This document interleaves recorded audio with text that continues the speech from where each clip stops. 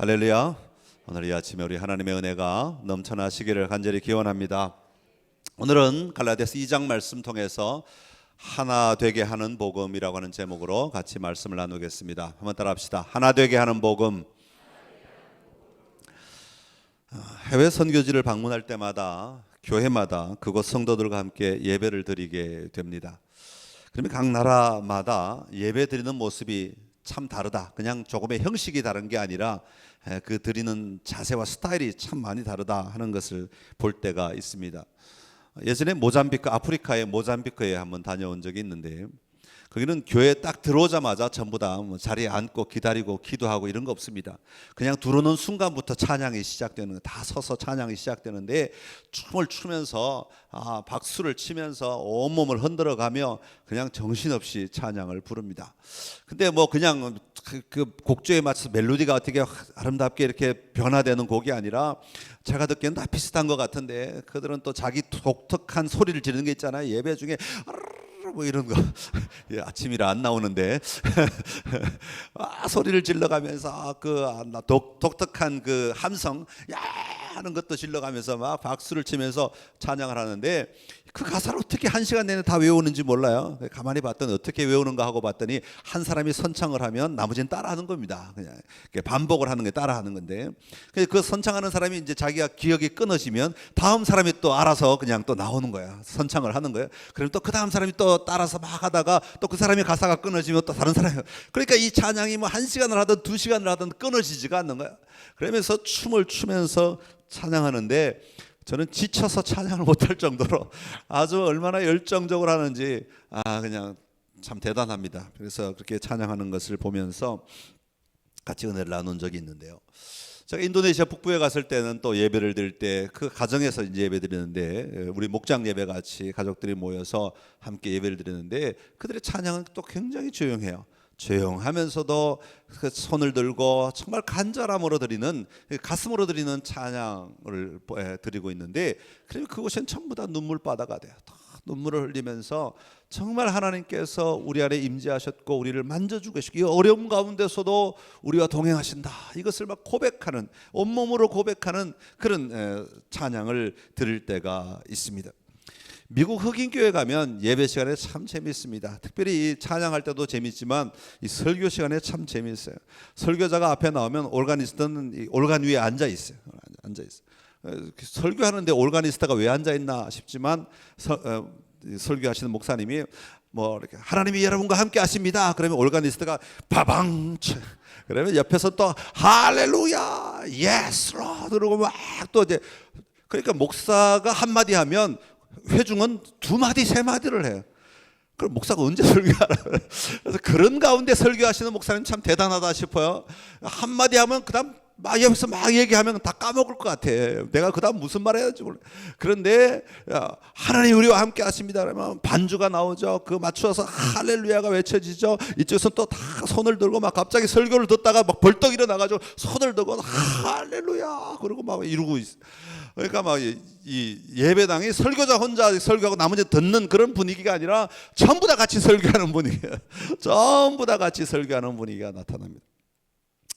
자, 이런 걸 보면 참 다양한 예배의 모습, 이게 어느 정형화된 예배 틀이 아니라 다양하게 예배드리는 그 모습을 바라볼 때가 참 많이 있습니다. 이처럼 세계는 다양한 방법으로 예배를 드리고 있어서 마치 그 예배의 장면만 보고 있노라면 서로 다른 것을 믿는 것 같아 보이지만 그 속에는 동일한 하나님을 찬양하고 동일한 예수 그리스도를 선포하고 동일한 성령님을 의지하고 있는 것을 발견하게 됩니다. 여러분, 예수 그리스도를 믿는 사람들의 삶은 형태에 따라서는 다른 모습으로 살아갈 수 있습니다. 그러나 그 삶의 중심에는 흔들리지 않는 한 가지 고백은 예수님이 나의 주님이시다. 예수 그리스도를 고백하는 것입니다. 복음을 받은 사람들은 누구나 삶의 자리가 똑같아야 된다. 그것은 아닙니다. 삶은 상황에 따라서, 가정에 따라서, 나라에 따라서, 문화에 따라서, 형편에 따라서 조금씩 달라 보일 수는 있습니다. 그러나 예수 복음을 받아들인 사람의 걸어가는 방향은 다 동일하다는 겁니다. 세계 어느 나라에 있든지 어떤 형편에 있는 사람이든지 통일한 방향으로 가야 하는 것이죠. 궁극적으로 복음을 받은 사람들은 그렇기 때문에 복음 안에서는 모두가 다 하나가 되는 것입니다. 겉모양은 다른 것 같기 때문에 저 사람하고 나하고 어떻게 하나 될 수 있을까 싶지만 예수 그리스도로 말미암아 이 복음으로 말미암아 하나 되어 가는 것이죠. 복음은 하나 되게 하는 능력이 있습니다. 하나님처럼 되려고 하는 인간의 죄로 말미암아 하나님과 멀어진 우리를 복음은 하나님과 하나 되게 만들어 주는 것입니다. 2000년 전에 십자가 위에서 죽으시고 부활하신 예수 그리스도와 오늘 2000년 뒤인 지금 나를 하나 되게 만들어 주는 것이 바로 복음인 것이죠. 복음은 교회 안에 다양한 사람들이 있지만 이 다양한 교회를 하나가 되게 만들어주는 능력이 있는 것입니다. 복음은 우리의 삶의 자리가 다 다르기 때문에 우리가 바라보는 것이 다르고 우리가 추구하는 것이 다르지만 우리 모두 안에 한 가지 소망을 가지게 만들어주는 능력이 있는 것입니다. 복음은 우리의 가치를 하나 되게 하는 것입니다. 오늘 사도 바울의 예루살렘 방문 이야기를 통하여서 하나 되게 하는 복음의 가치를 다시 발견하고 누리는 우리 모두가 될 수 있기를 간절히 기원합니다. 자, 먼저 하나 되게 하는 복음은 헛되지 않아야 합니다. 한번 따라 합시다. 복음은 헛되지 않아야 합니다. 오늘 본문은 사도 바울이 사역을 하다가 예루살렘에 올라간 이야기입니다. 예루살렘이라고 하는 것은 지난주에도 말씀드렸습니다마는 유대인들의 본산지요, 복음의 시작이 있는 곳이죠. 예수님의 제자들이 사역을 시작한 곳입니다. 예수님의 제자도 아니었고 이방인의 사도로 사역하고 있는 사람이 바로 이 바울입니다. 그런 그가 예루살렘에 올라간 것이죠. 자, 그 예루살렘에 올라간 목적을 2절에 이렇게 설명하고 있습니다. 우리 2절 같이 한번 읽겠습니다. 2절 시작. 계시를 따라 올라가 내가 이방 가운데서 전한 복 그들에게 제시하되 유력한 자들에게 사사로이 한 것은 내가 다름질하는 것이나 다름질한 것이 헛되지 않게 하려 함이라. 아멘. 자, 여기 보면 내가 다름질하는 것이나 다름질한 것이 헛되지 않게 하려 함이라. 다름질이라고 하니까 도망간다는 우리 그런 뉘앙스가 한글에는 많이 있어요. 그런데 다름질이라고 도망간다는 의미보다는 달려간다. 내가 달려온 것이나 내가 지금 달려가고 있는 것 이런 의미가 있죠. 내가 걸어가고 있는 것, 내가 사명을 감당한 것이나 사명을 감당하고 있는 것 이것이 헛되지 않도록 하려 함이다. 그렇게 말하고 있는 것입니다. 벌써 오랜 시간 사도 바울은 이미 사역을 감당하고 있었고 복음을 전하고 있었습니다. 그런데 지금 와서 헛되지 않도록 하기 위해서 그 모든 열매들, 그 삶이 헛되지 않도록 하기 위해 예루살렘에 올라왔다. 그렇게 말하고 있는데 그러면 예루살렘에 올라와야 할 이유가 무엇이었겠는가 하는 것입니다. 오늘 우리는 여기서 발견할 수 있는 것은 사도 바울 자신이 전한 복음이 잘못되었기 때문에 예루살렘에 올라온 것은 아니다라고 하는 사실입니다. 2절에 보면 2절 시작에 사도 바울은 예루살렘에 올라올 때도 뭐에 의해서? 계시에 의해서. 여기서 우리가 지난주에 다룬 계시하고는 조금 다른 의미이겠지만 같은 하나님의 음성, 하나님의 인도하심, 하나님의 명령이라는 동일한 개념은 같습니다. 그래서 이 하나님의 명령에 따라서 예루살렘에 올라온 것으로 보여집니다. 또한 1절의 시작에 보면 14년 후에 내가 바나바와 함께 디도를 데리고 다시 예루살렘에 올라왔다. 그러니까 벌써 사도 바울이 사역한 지가 14년이나 지났다. 그렇게 의미를 가지고 있는 거죠. 만약에 사도 바울이 그동안 전한 복음이 잘못되었다면 이 14년이라고 하는 긴 시간 동안 잘못 복음을 전했다는 이야기가 될 터인데 이 긴 시간 동안 복음이 잘못되었다면 그동안 사도 바울이 계속해서 복음을 전할 수가 있었겠습니까? 금방 소식이 전해지게 되고 그 모든 사도들이 아마 사도 바울로 하여금 복음을 전하는 것을 금지하거나 하지 못하도록 어떤 다른 조치를 아마 취하였을 것입니다. 그러나 14년 동안 그런 것이 전혀 없었다고 하는 이야기는 사도 바울이 전한 복음 내용 자체는 아무 문제가 없었다는 것을 반증하고 있는 이야기입니다. 자, 그렇다면 사도 바울이 염려하고 있는 것은 무엇이겠는가 하는 것입니다. 사도 바울이 헛되지 않도록 하려는 것은 바로 복음의 열매라고 하는 것입니다. 그가 그동안 다름질한 것이나 다름질하는 것이 헛되지 않게 하려 함이다, 그렇게 말하고 있습니다. 그가 목표를 정하고 달려온 그 길이 잘못된 결과를 낳지 않도록 하기 위해 예루살렘을 방문하였다고 오늘 말하고 있는 것입니다. 주변에서 일어나는 거짓 교사들로 하여금 바울이 전한 복음의 열매가 왜곡되도록 하지 않도록 하기 위해 예루살렘을 방문한 것입니다. 그래서 예루살렘에 올라와서 자신의 복음을 제시하였습니다. 자신이 전한 복음을 설명하고 자신의 복음이 정당한 것임을 확인하는, 공개적으로 확인하는 시간을 가지게 되었던 것이죠. 그로 인하여서 복음으로 말미암아 누려야 할 이 복음의 열매들이 잘못되지 않도록, 나타나지 않는 것을 막도록 하기 위하여 사도 바울은 미리 조치를 취하고 있는 것입니다. 다시 말하면 거짓 교사들이 유혹하는 유혹에 흔들리지 아니하고 끊임없이 예수 그리스도의 복음의 열매가 나타날 수 있도록 길을 정리하고 있는 그런 작업이라고 말할 수 있겠습니다. 자, 그러기 위해서는 복음에 대한 분명한 확신이 있어야 하는 것이죠. 사도 바울은 예수 그리스도의 계시로 말미암은 복음을 가졌습니다. 그리고 그 복음이 내가 전하는 복음이 되었습니다. 나의 복음이 되었다는 말입니다. 내 삶으로 고백하고 적용하고 선포하는 복음이 된 것입니다. 그리고 바나바와 디도에게 전해진 복음, 다시 말하면 이방인에게 전해진 복음, 그리고 오늘 본문에 나오는 예루살렘의 유력한 자들에게 담대하게 제시하여 확인할 수 있는 복음, 다시 말하면 사도 바울이 베드로나 그 유대인들의 사역자들에게 담대하게 전할 수 있는 그 복음, 확인할 수 있는 복음이 되었던 것입니다.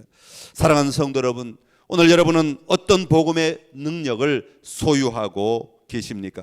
여러분의 복음은 어떤 열매를 맺고 계십니까? 거짓 형제들에 의하여, 아니면 여러분 주변에 있는 어떤 사람들에 의하여 저 사람은 믿을 수 없어 라고 잠깐 왜곡되어질 때, 여러분의 삶이 왜곡되어질 때 내가 전한 복음의 열매도 함께 사라져버린다면 그것은 복음의 능력이 없는 것입니다. 어떤 환경에서도 흔들림 없이 드러나는 복음의 열매가 우리에게 맺혀져야 하는 것입니다.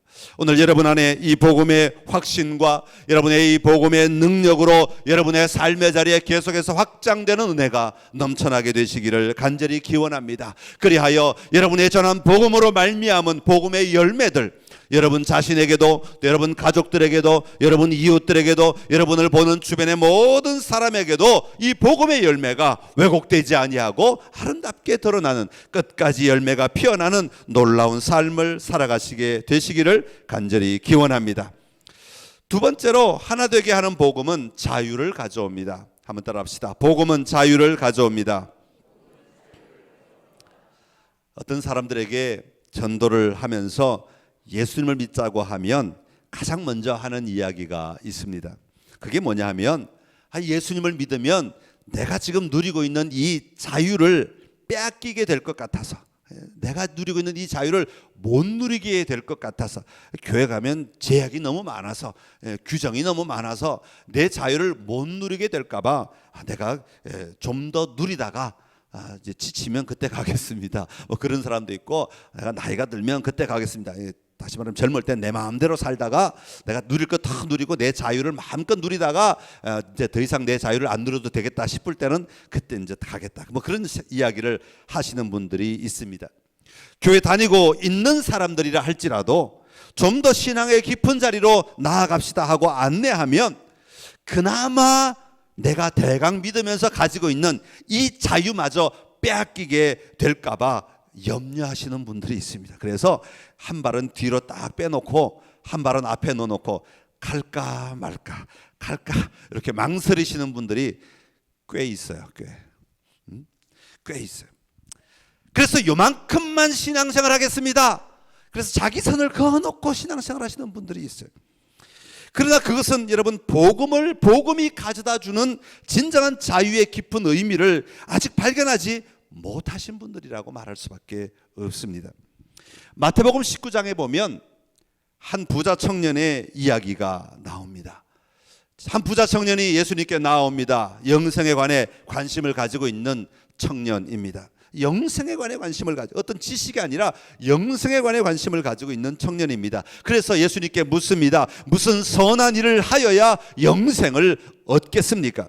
이 청년은 어떤 사고를 가지고 있느냐 하면, 내가 어떤 일을 함으로 말미암아 내가 영생을 얻을 수 있다라는 사고방식을 가지고 있는 것이죠. 그러니까 지금 자기가 살아가고 있는 삶 속에서 내가 하지 못하는 어떤 일이 무엇인지를 발견하고 그 일을 함으로 말미암아 내가 영생을 누리게 될 수 있다라고 하는 생각을 가지고 있는 것입니다. 그래서 예수님께 내가 무엇을 하여야, 무슨 선한 일을 하여야 영생을 얻겠습니까? 라고 묻고 있는 것이죠. 그때 예수님은 예수님의 방식이 아니라 이 청년의 방식대로, 이 청년의 사고 방식에 맞추어서 이렇게 설명합니다. 계명들을 지켜라. 그러면서 쭉 나열하죠.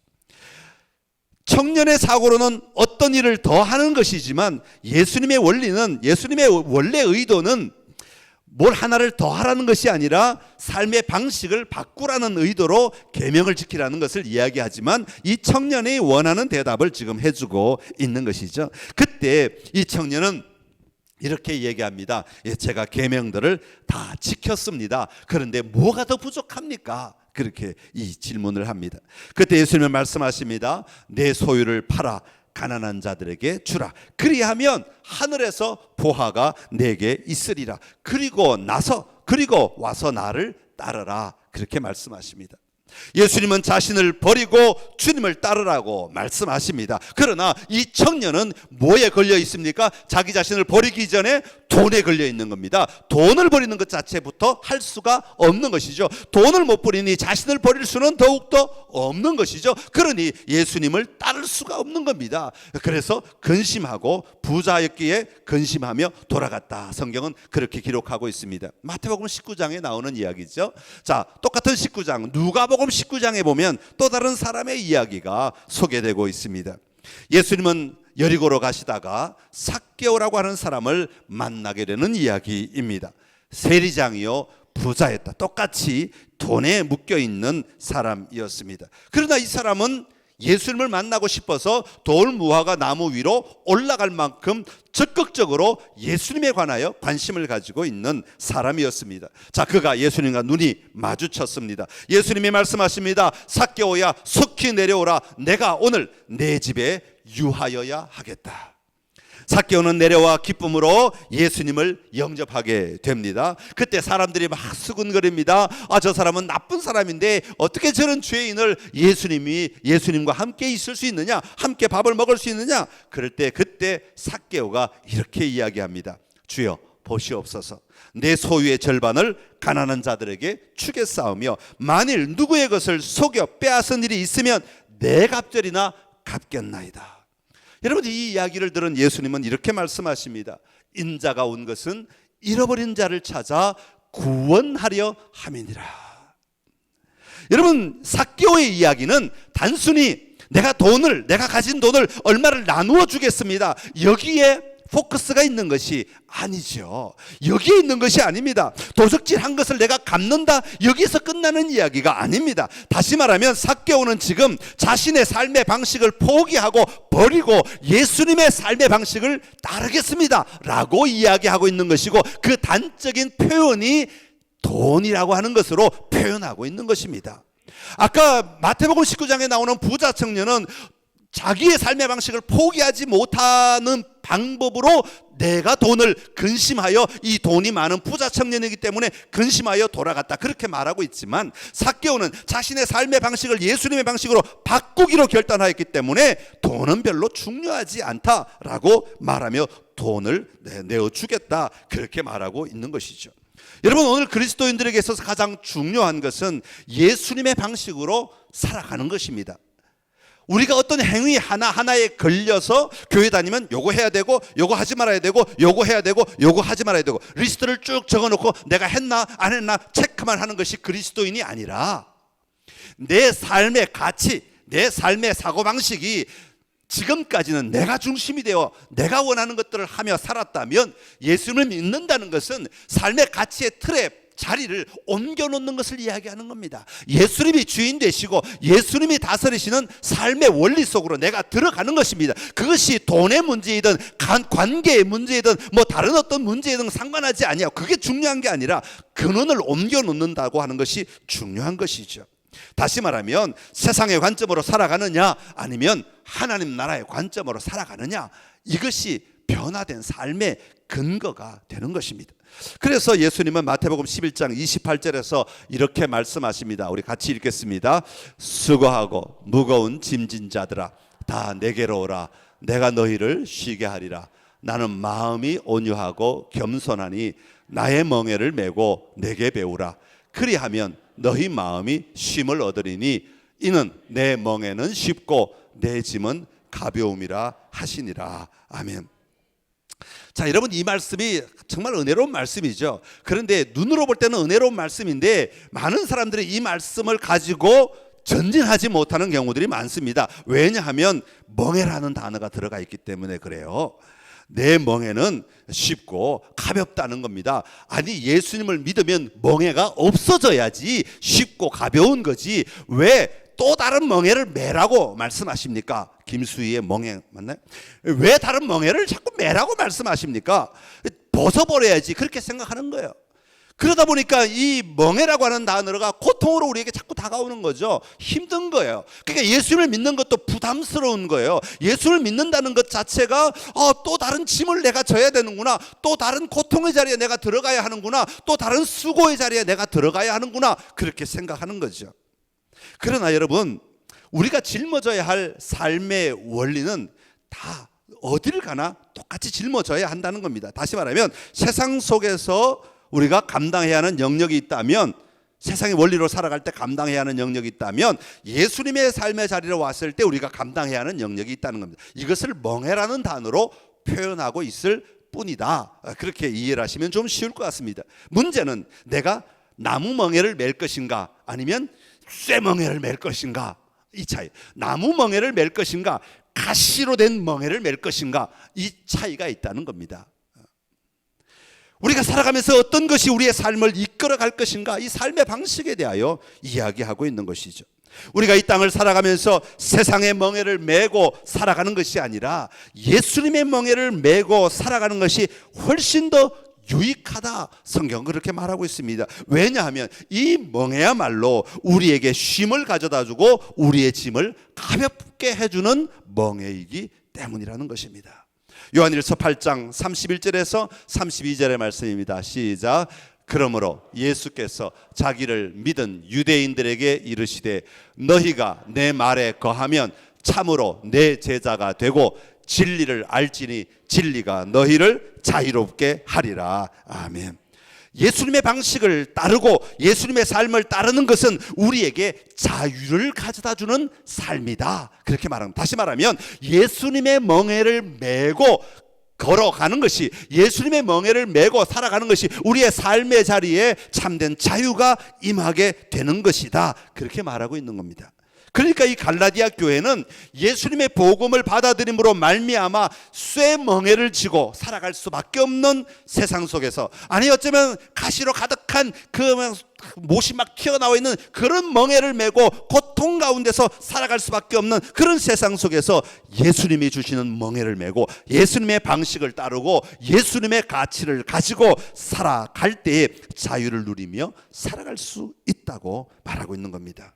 그런데 4절에 보면 사도 바울은 가만히 들어온 거짓 형제들이 있었다, 그렇게 소개하고 있습니다. 이는 가만히 들어온 거짓 형제들 때문이라, 그렇게 말합니다. 여러분, 거짓 형제라고 하는 말은 가짜 그리스도인을 가리키는 것이죠. 여기서 형제라고 하는 것은 그리스도인을 이야기하는 겁니다. 그런데 거짓 형제라는 말은 가짜 그리스도인, 모조 그리스도인이라고 말하고 있는 것입니다. 다시 말하면 이들은 이름은 그리스도인 맞아요. 교회 같이 앉아 있어요. 이름은 예수를 믿는다고 이야기할 수도 있어요. 어쨌거나 그러나 실제로는 그들은 거짓 그리스도인이었다라고 하는 것입니다. 당시 이단들인 거짓 형제들이 형제도 아니면서 형제인 척하며 가만히 들어왔다. 오늘 성경은 그렇게 이야기합니다. 은밀하게 들어왔다. 쥐도 새도 모르게 들어왔다. 그러면서 교회를 어지럽혔다. 뭐 이단의 역사는 예수님 사도 바울 당시나 지금이나 똑같아요. 이단은 가만히 들어와요. 절대 자기의 자기가 믿는 진리가 진리라고 먼저 얘기하지 않고 가만히 들어와서 이렇게 어지럽히는 것으로부터 시작하는 것이죠. 더 나아가 이런 거짓 형제들이 저지르는 일들 가운데 하나는 그리스도 예수 안에서 우리가 가진 자유를 엿보고, 그렇게 말합니다. 우리가 가진 자유를 엿보고 우리를 종으로 삼고자 함이라, 그렇게 4절에 이야기하고 있습니다. 다시 말하면 여기에 무슨 전제가 있어요? 예수 그리스도를 믿는 자들, 지금 사도 바울이 가지고 있는 복음을 듣고 살아가는 자들은 뭘 누리고 있다고요? 자유를 누리고 있다고요. 어떤 자유예요? 예수 그리스도로 말미암은 자유를 누리고 있는 거예요. 자기 마음대로 교회 안에서 마음대로 막 세상처럼 하는 그런 자유가 아니라 예수 그리스도로 말미암아 예수 그리스도를 따를 때 누리게 되는 평안과 자유를 누리고 있는데, 그런 자유를 빼앗으려고 해서 어둠의 종으로 삼으려고 한다, 그렇게 말하고 있는 겁니다. 그래서 그 단적인 예로 디도 3절에 보면 헬라인 디도까지도 억지로 할례를 받게 하지 아니하였느니라 할 때 그 사람들이 지금 그 이야기를 끄집어내서 할례를 받아야 된다, 뭐 그런 식으로 주장하고 있는 것이죠. 뭐 유대인들이라면 당연히 모세의 법대로 할례를 받는 것이 어쩌면 정당할 수도 있고 모든 사람들이 수용할 만한 합리적인 이야기일 수 있습니다. 그러나 지금 디도 같은 경우는 회심한 그리스도인입니다. 이방인이었고 회심한 그리스도인, 다시 말하면 유대인이 아니기 때문에 굳이 이 할례에 매일 필요가 없다는 것이죠. 예수님을 믿고 그리스도 안에서 하나님 아버지께 받아들여진 사람, 그것으로 충분하다고 사도 바울은 보았던 것입니다. 그래서 5절에 보면 이렇게 말합니다. 그들에게 우리가 한시도 복종하지 아니하였으니, 이 말은 뭐예요? 누구에게? 그들이란 말은 누구냐면 거짓 형제들에게, 그죠? 거짓 형제들에게 우리가 한시도 복종하지 아니하였으니 이는 복음의 진리가 항상 너희 가운데 있게 하려 함이라. 다시 말하면 복음의 진리가 너희 가운데 항상 있게 하려 함이라. 이 말은 무슨 뜻이냐면 앞에 말씀에 4절의 말씀에 연결지어서 보면 복음으로 말미암아 누린 자유를 잃어버리지 아니하고, 다시 말하면 어둠의 종이 되지 아니하고 그 참된 자유를 끊임없이 누리도록 만들어 주었다, 그렇게 이야기하고 있는 것입니다. 사랑하는 성도 여러분, 지금 여러분이 누리고 싶은 자유는 어떤 것입니까? 무엇을 기준으로 만들어진 가치, 무엇을 기준으로 만들어진 자유입니까? 여러분은 무엇이 자유라고 생각하며 하나님 앞에 나오셨습니까? 내 마음대로 결정하고 내 마음대로 판단하고 내가 원하는 것대로 마음대로 할 수 있는 것, 그것이 자유가 아니라 오늘 성경은 하나님 품에서 하나님이 기뻐하시는 대로 우리가 살아갈 수 있는 것, 그것이 진정한 자유라고 이야기하고 있는 것입니다. 여러분, 예배 시간에 여러분 지금 얼마든지 텔레비전을 보면서 빈둥거릴 수 있는 것이 자유일 수 있습니다. 그러나 복음을 가진 자들로서 오늘 우리의 자유는 이렇게 주님 앞에 나와서 함께 모여 찬양하고 기도하고 기뻐하며 예배할 수 있는 것, 이것이 우리 안에는 자유인 것입니다. 그래서 복음은 우리에게 참된 자유를 가져다 주는 것이죠. 여러분, 오늘 주님이 주신 그 자유를 누리며 살아가는 은혜가 여러분들에게 있기를 간절히 기원합니다.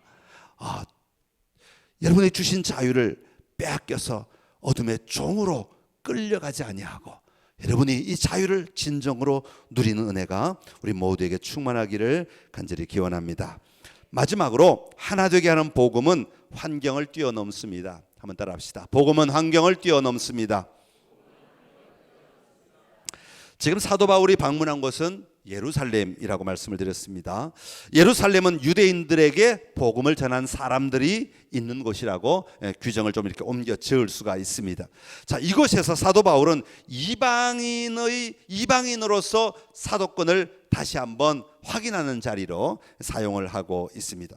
베드로가 유대인에게 복음을 전하는 것처럼 사도 바울은 이방인들에게 복음을 전하는 것이 매우 정상적인 것임을 서로 이야기하고 지금 이제 하나로 묶어가고 있는 작업을 하고 있는 것입니다. 이것은 단순히 누구에게 복음을 전하느냐 이것의 문제가 아니라 복음은 결국은 모든 사람을 위한 것이다. 이 의식을 지금 확장해 나가고 있는 겁니다. 다시 말하면 예루살렘에 있는 사람들은 계속해서 뭐가 걸리냐면 유대인, 할례, 우리들 선택받은 백성, 그리고 구원받은 자, 이런 개념 속에 자꾸 갇혀 있는 거예요. 자, 이럴 때 사도 바울이 여기에 올라가서 자기는 이방인을 위하여 복음을 받은 자이고 하나님이 이방인을 향하여 복음의 문을 열어놓으셨다, 이것을 강조함으로 말미암아 이 예루살렘에 있는 사람들의 사고를 확장시키고 있는 겁니다. 다시 말하면 복음은 모든 사람을 위한 것이다 라는 개념으로 확장해 나가도록 열어주고 있는 작업을 지금 하고 있는 것입니다. 오늘 본문 9절에 보면 예루살렘에 있던 야고보와 베드로 그리고 요한이 바나바와 사도 바울에게 친교의 악수를 하였다, 그렇게 말합니다. 이것은 수용하였다는 것을 말하고 있죠. 그래서 각자의 대상이 다를 뿐이지 그들 모두가 전하는 복음은 동일한 것임을 다시 한번 확인하고 선포하고 있는 것입니다. 특별히 그들은 타인에게 임한 하나님의 은혜를 볼 줄 아는 능력을 가졌음을 소개하고 있습니다. 이방인을 위한 사람인지 유대인을 위한 사람인지, 그리고 그것이 은혜인지 아닌지를 보고 알게 되었던 것입니다. 사랑하는 성도 여러분, 오늘 교회 안에서도 이런 은혜가 우리에게 있어야 할 줄로 믿습니다. 우리는 너무 편협된 자기중심의 사고 속에 갇혀 있을 때가 참 많이 있습니다. 그리스도인이라고 하면서 우리는 우리의 사고 안에 우리의 모든 신앙을 가두어 둘 때가 참 많이 있어요. 여러분, 복음을 분명히 붙들고 살아가는 사람들은 나에게 임한 은혜뿐만 아니라 다른 사람에게 임한 은혜도 볼 줄 알아야 돼요. 베드로는 자기에게 임한 은혜만 주장할 것이 아니라 사도 바울에게 임한 은혜도 인정해야 된다는 겁니다. 그리고 그걸 용납해야 된다는 거죠. 그래야 이 복음은 유대인들만을 위한 것도 아니고 이방인들만을 위한 것도 아니고 모두를 위한 것이다, 이것을 인정할 수 있게 되는 것이죠. 여러분, 현대 그리스도인들은 매우 불안해합니다. 내가 하는 모든 일이 모든 사람이 인정하는 일이어야 하고 내가 있는 자리가 모든 사람이 바라보는 자리가 되어야 한다고 생각할 때가 참 많이 있습니다. 그러나 복음은 환경을 뛰어넘게 만들어 줍니다. 왜냐하면 여기에만 하나님의 은혜가 임하는 것이 아니라 저기에도 하나님의 은혜가 임하였음을 볼 줄 아는 눈이 열려지기 때문에 그렇습니다. 부모 세대와 자녀 세대 간의 신앙의 형식이 다를 수가 있습니다. 또 모태신앙과 최근에 나중에 믿은 사람들 사이에는 삶의 고민과 신앙의 형식이 다를 수가 있습니다. 과거에 다른 것을 강조하며 신앙생활을 했을 수도 있습니다. 그러나 더욱 중요한 것은 지금 주님을 고백하는 것이죠. 복음은 여러분 변하지 않는 것입니다. 복음은 흔들리지 않습니다. 교회가 이 복음을 보지 아니하고 우리 각자가 이 복음을 보지 아니하고 자꾸 외적인 것들에게만 관심을 가지게 되면 교회는 본질을 잃어버린 교회가 되고 우리 성도들은 본질을 잃어버린 성도가 되어버리고 하나님이 쓰시기에 합당하지 못한 모습으로 자꾸 바뀌어서 변질되어 간다고 하는 것입니다. 여러분, 사역을 할 때도 마찬가지고 어떤 일에만 매달리다 보면 본질을 놓칠 때가 많아요. 다볼 찬양대, 나는 다볼 찬양대로 부름을 받은 사람입니다. 그러면 입만을 찬양대는 찬양대가 아니다, 그건 말이 안 되잖아요. 그죠? 안 그러시니까 얘기하는 거예요. 다볼 찬양대는 그런 사람 없어요.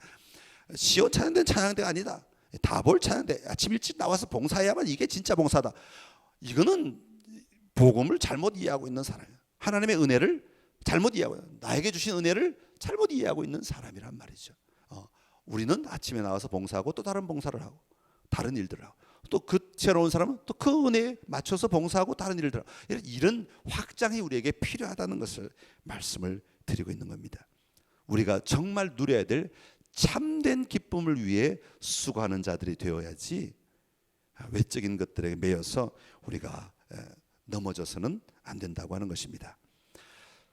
한 주간 살아가시면서 이 하나 되게 하시는 복음의 은혜를 누리고 사는 삶이 여러분들에게 있기를 간절히 기원합니다. 복음이 가는 곳마다 하나 되는 역사가 일어나야 합니다. 그렇다고 모두가 똑같이 살아야 된다, 그건 아니라고 말씀을 드렸습니다. 똑같이 사는 것이 하나 된 것이 아니라 우리가 절대로 바꿀 수 없고 포기할 수 없는 복음의 본질이 우리를 이끌어 가야 한다고 하는 것, 이것은 절대로 변하지 말아야 한다고 하는 것입니다. 오늘 여러분의 삶의 자리에 이 하나 되게 하는 복음을 누리며 살아가시기를 간절히 기원합니다. 기도하겠습니다. 참 좋으신 우리 하나님 아버지 은혜를 감사합니다. 오늘 하나 되게 하는 복음을 우리가 누리게 하시니 감사합니다. 우리 자신을 돌아보고 우리 안에 이 복음의 능력이 살아있는지를 다시 한번 점검할 수 있도록 은혜를 베풀어 주시옵소서. 내 안에 임한 이 복음의 능력이 우리의 삶을 하나 되게 하고 우리의 모든 환경들을 하나 되게 하며 우리가 나아가는 삶의 반경들을 넓혀갈 수 있는 은혜가 있도록 축복하여 주시옵소서. 아버지, 복음의 열매들이 헛되지 아니하도록 하나님 우리를 다스려 주시옵시고 우리를 끝까지 인도하여 주옵소서. 복음 붙들고 절대로 아버지 복음의 열매가 헛되지 아니하도록 우리의 삶을 다스려 주시옵시고 아버지, 우리가 참으로 복음의 자유를 누리게 하여 주시옵시고 복음의 환경을 잘 바라볼 수 있도록 축복하여 주시옵소서. 예수님의 이름으로 기도드리옵나이다. 아멘.